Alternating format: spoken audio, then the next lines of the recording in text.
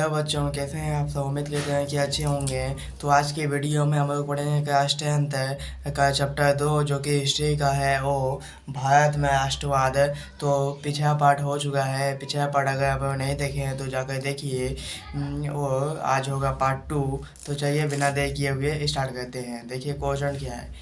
जलियांवाला बाग हत्याकांड पर टिप्पणी है। मतलब जलियांवाला बाग जो हत्याकांड हुआ था और उस पर टिप्पणी लिखना है, और उसके बारे में जान भी लेंगे और टिप्पणी भी लिखेंगे। तो चलिए इसके बारे में जानते भी हैं, टिप्पणी भी लिखते हैं। तो आंसर क्या है। 1919 ईस्वी में एक्ट पारित होने पर महात्मा गांधी ने इस अन्यायपूर्वक कानून के खिलाफ अहिंसा दंग से विभिन्न शहर में लड़ाई जुलूस का आयोजित किया। मतलब कि जब एक्ट 1919 ईस्वी में पारित हुआ, उसके बाद महात्मा गांधी ने मतलब जुलूस का आयोजित किया। वो 10 अप्रैल को पुलिस ने अमृतसर में एक शांतिपूर्वक जुलूस पर गोली दाग दी। मतलब 10 अप्रैल को पुलिस ने अमृतसर में एक शांतिपूर्वक जुलूस था, उस पर गोली चला दी, बहुत सारा गोली चला दी। और इसके साथ ही मासेरो लागू कर दी गई। उसके साथ ही जो मासेरो लागू कर दी गई, और जनरल डायर ने कमान संभाली। और जनरल डायर जो था कमान संभाली। अर्थात 13 अप्रैल 1919 ईस्वी को एक जलियांवाला बाग हत्याकांड हुआ। और 13 अप्रैल 1919 ईस्वी को एक जलियांवाला बाग हत्याकांड हुआ, क्योंकि इस दिन अमृतसर वाले सरना बैसाखी मेले में शिरकत करने के लिए जलियांवाला बाग मैदान में जमा हुआ था। मतलब कि अमृतसर वाले सरना बैसाखी मेले में शिरकत करने के लिए शिरकत करने वाले ये मैदान में क्या हुआ था, जमा हुआ था। मैदान में जमा हुआ था, जो कि सरकार द्वारा लगाए गए काला कानून का विरोध प्रकट कर रही थी। सब पिछले वीडियो में हम पढ़े थे कि काला कानून किसे कहते हैं, ये क्वेश्चन भी था। वही काला कानून का विरोध कर रहे थे, प्रकट कर रहे थे। यह मैदान चारों तरफ से बंद था। यह मैदान जो है चारों तरफ से बंद था। अंग्रेज के सेनाओं ने इस भीड़ पर अंधाधुंध गोली चला दी, जिसके परिणाम स्वरूप सैकड़ों लोग मारे गए। इस भीड़ में अंग्रेज सरकार ने और उसके सेनाओं ने अंधाधुंध गोली चला दी। मतलब बहुत सारा गोली चला दी। उसके कारण जो है कि है बहुत सारे लोग मारे गए हैं। जैसे कि एक दीवार है, वो चारों तरफ एक मैदान है, वो चारों तरफ से बंद है दीवार से, और बीच में एक कुआं था। तो वही वो दीवार पर खड़ा होकर अंग्रेज ने बहुत सारा गोली चला दी, और डर के मारे बहुत सारे लोग, जो कुआं था वो सूखा था, और वही कुआं में आदमी कूद गया। तो जानते हैं जब आदमी कुआं में कूदेगा तब पर मरेगा, क्योंकि कुआं सूखा था।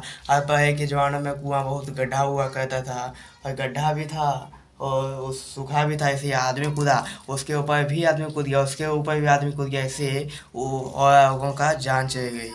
तो इसी के साथ हम लोग का 5 नंबर होता है कंप्लीट। अब बढ़ते हैं 6 नंबर की ओर। देखते हैं 6 नंबर क्वेश्चन क्या है।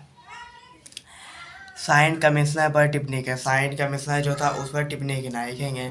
1928 में जब साइंट कमिश्नर भारत पहुंचा, 1928 में जब साइंट कमिश्नर हमारे देश भारत में पहुंचा, तो स्वागत साइंट कमिश्नर वापस जाओ के नारे से स्वागत किया गया। अंग्रेज और मुस्लिम लोग सभी पार्टी इनसे पराजित में भाग लिया। साइंट कमिश्नर में सभी सदस्य अंग्रेज थे। मतलब जो साइंट कमिश्नर वापस जाओ, यानी कि साइंट कमिश्नर गो बैक के नारे से उसका साइंट कमिश्नर का स्वागत किया गया। वो वही बोलकर साइंट कमिश्नर को वापस अपने देश इंग्लैंड भेज दिया गया। तो इसी के साथ होता है 6 नंबर कंप्यूटर। 7 नंबर की ओर बढ़ते हैं। 7 नंबर देखते हैं क्वेश्चन क्या है। 7 नंबर क्वेश्चन क्या है। गांधी जी ने असहयोग आंदोलन के वापस लेने का फैसला क्यों किया। मतलब गांधी जी जो है वो असहयोग आंदोलन को वापस लेने का फैसला वो क्यों किया। तो असहयोग आंदोलन 1920 से 1922 तक चला। असहयोग आंदोलन जो था 1920 ईस्वी से 1922 ईस्वी तक चला। फरवरी 1922 में महात्मा गांधी ने असहयोग आंदोलन वापस लेने का फैसला कर लिया। मतलब कि महात्मा गांधी जो है वो फरवरी 1922 ईस्वी में महात्मा गांधी ने असहयोग आंदोलन को वापस लेने का फैसला कर लिया, क्योंकि यह आंदोलन ही हिंसक होता जा रहा था, क्योंकि यह जो आंदोलन है वो हिंसक होता जा रहा था। इस प्रकार एक हिंसक घटना चौरी चौरा नामक स्थान में बाजार से गुजर रहे एक शांतिपूर्वक जुलूस पर पुलिस के साथ एक हिंसक टकराव हो गया, और जिनमें लगभग 22 पुलिस कमांड मारे गए।